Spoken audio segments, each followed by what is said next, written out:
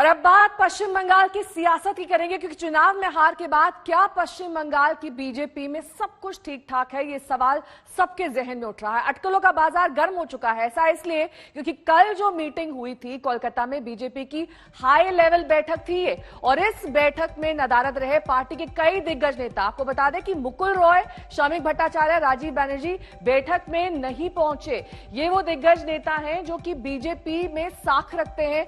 दिग्गजों की गैर मौजूदगी पर पश्चिम बंगाल की सियासत में अब अटकलों का बाजार गर्म हो चुका है, और ये कहा जा रहा है कि राजीव बनर्जी ने ट्वीट करके जो पार्टी नेतृत्व पर निशाना साधा है, उसको लेकर अब वहां पर सियासत तेज हो गई है।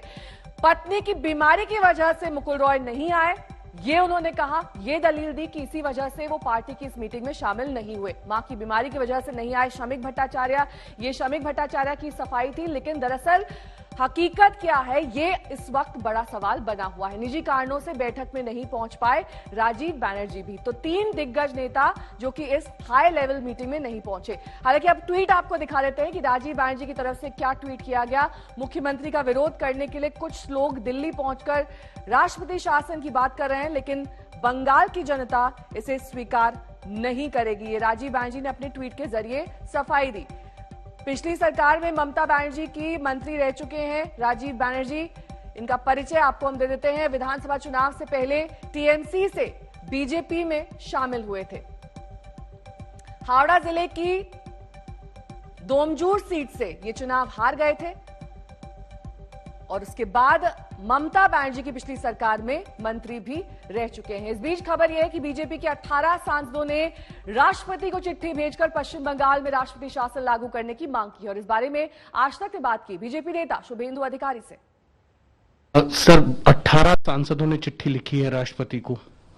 क्या आप भी ये मानकर चलते हैं कि जो हालात हैं पश्चिम बंगाल में वो बहुत खराब हैं? जिस तरीके से पोस्ट इलेक्शन वॉयलेशन हुआ बीजेपी के कार्यकर्ताओं के खिलाफ, टीएमसी कह रही है ये बीजेपी खुद ही कराती है। देखिए, 18 सांसद का जो लेटर है उसमें मेरा समर्थन है। वो 18 सांसद जमीन से जुड़ा हुआ सांसद है।